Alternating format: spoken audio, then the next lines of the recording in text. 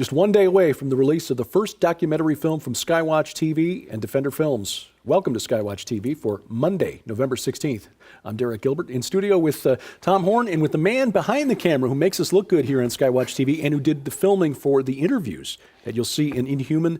The final phase of Man is here. Joe Ardis. Joe, welcome. Thanks, Derek. Appreciate it. You covered a lot of ground over the 5 years of the production, recording these interviews. How many places did you go?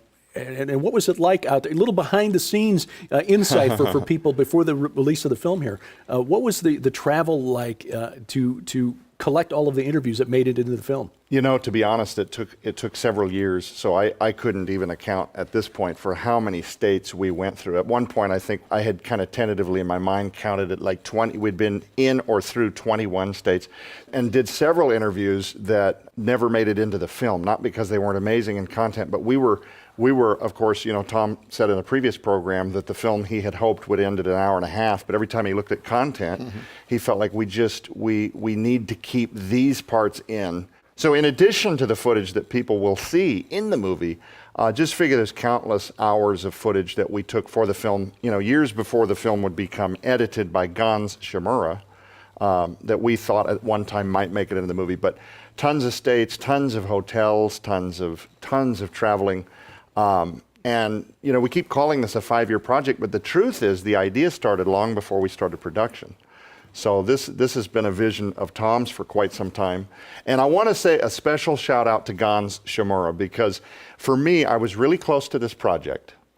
And almost all of the footage you see in the film that has to do with the interviews, the lighting, the locations, the backdrop, B-roll, everything. B-roll, the shots of us traveling. Sometimes I would delegate shots if I were going to be in them to somebody else, but I'd be telling them this is kind of what I want to see. This is kind of what I think would look, good for the film. But to be that close to it, the original idea was that I would then do like I'm doing at Skywatch, where I also have some involvement in a lot of the directing. And it was clear that that was never going to happen just because of my schedule now with the launch of Skywatch. It was really obvious for at least a couple of years that at some point we would need to find an editor that could take the film and then do the final editing. And I must say, I was very pleased to be this close to a project, and in my mind, having all these shots are going to lay out in a certain way, and they're going to be revealed on screen in a particular order. To give that up, to realize I'm never going to be able to give up your baby. Yeah, to hand that off after that many years. At first, I was really concerned about would it make it to the screen in the same way that I had kind of hoped it would. But I got to tell you, Gans Shimura did a fantastic job. This movie plays like butter. We keep talking about it's a 3-hour movie, but the truth is we've had so many people that have got to see it ahead of its release, scrutinizing, length. Did this chapter feel smooth? And they've said, it's 3 hours, but you really forget the length. We watched it over 2 nights, but we got to the end and we felt that it could have gone on. We want to see a second movie. Right. It's not a difficult watch. Gans did a fabulous job taking all of the information and really making this a pleasurable watch. Yeah, the visuals and the pacing, it just worked out. It really and there also are some wow moments in the film, and one of the biggest challenges we had was there was so much good content, how to keep this from becoming an 8-hour, docudrama or something. So. Inhuman season 1. It really did become that. It was a lot of fun being on the road, too. Traveling with Joe, and there was these different times in which we thought, okay, we've got everything now in the can, and then an opportunity would come along. That's right. By the way, you can do a sit down with Stanford University Professor Hurlbert, who sits on the U.S. President's Council on Bioethics. So we had another road trip, right? And we tried to several times put them together where we went from, I think on one of the trips, we went from Chuck Misler's Koinonia Institute, where we interviewed him, and then we went down to Stanford University, and while we were there at Professor Hurlbert's house, Wesley Smith came over to the house because he knows Hurlbert. And so we were yes. able to interview both of them at the same location. By the way, a little interesting factoid, learned that Joan Baez, the famous singer, you know, from the Yes. Woodstock era, lives right next door to him. Huh. And interestingly, has a great big tree house up in a tree next to him. Yes. And we found out that's where she does most of her work, is in this tree house. Yeah. So you never get rid of the old hippie, right? But Interesting. it was a lot of colorful things that we learned. We got back from those trips, found out that Natasha Vita-More, right? Now, the New York Times calls her the world's first real female transhumanist philosopher. Right.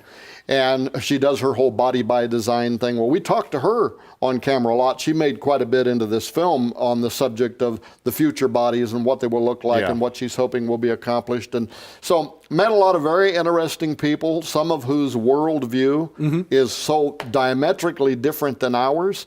But what we found was, at least with all of the people that we interviewed, even if their worldview seems to be hostile to Christianity, they themselves weren't. That's right. They didn't just allow us to come into their home or their buildings. Like we went to Hartford, Trinity College in Hartford, Connecticut is where we filmed James Hughes. So we actually filmed him standing in front of students and teaching, and we also filmed him on the campus, and then we did the interviews in his office.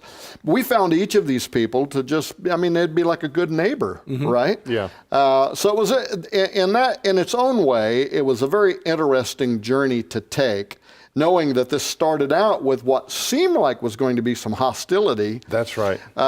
Where Hughes was attacking me for some of the things I was saying. And yet now, you know, Hughes and I email back on a fairly regular basis. When the documentary comes out, a lot of transhumanist groups are going to be playing it and watching it. Right. And so this is what we had hoped to accomplish. We wanted to reach across these lines in the sand, right? That's right.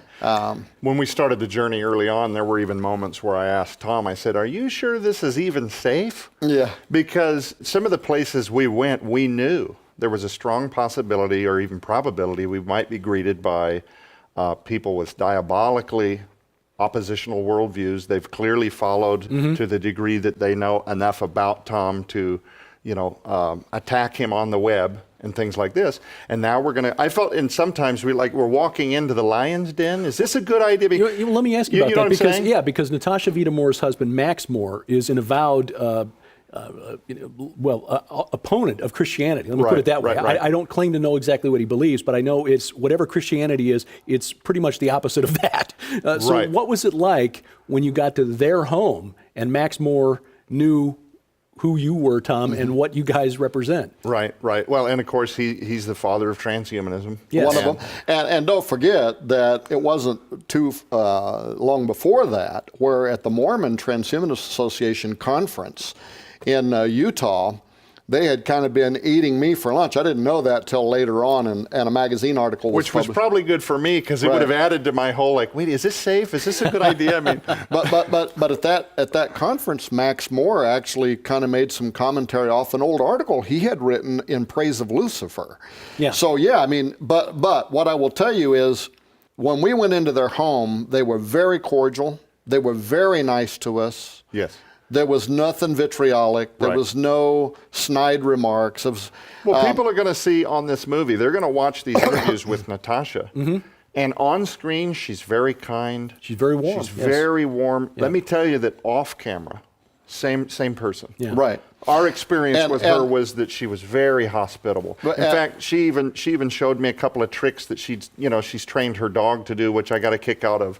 Max Moore, do you guys want a cup of coffee? Right. You see what I'm getting at? We had hoped, and I explained this to them when I went there. Why would an old fat preacher like me, who's often referred to transhumanist ideas in terms of the Nephilim and the Watchers, right? Yes. Why would I want to sit down and engage you on anything? But it's because I felt that this is going to be a huge part of the future conversation. The technology, the breakthroughs are here, and good people with differing worldviews are going to have to engage this conversation so it doesn't turn to hostilities, right?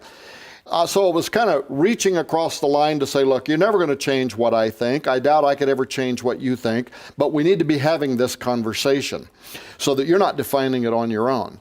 And now look what's happening. Now you've got James Hughes. He's out there at transhumanist conferences, and he's saying we need to engage the Christian community in this conversation. So it's already starting to work. Now if we can just get the church to pay attention to this issue, we will have accomplished something bigger than the film. Exactly. You know, and I just want to toss this in because this strikes me in seeing that not only Natasha Vita-Moore, but Dr. Hughes as well comes across as very cordial, very warm, very friendly, and genuinely concerned about the well-being of humanity.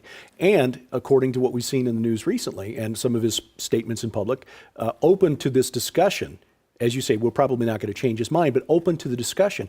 This is such a contrast and a breath of fresh air in the context of where America is today, where we're seeing news stories about Halloween costumes are leading to protests where students are literally screaming at professors.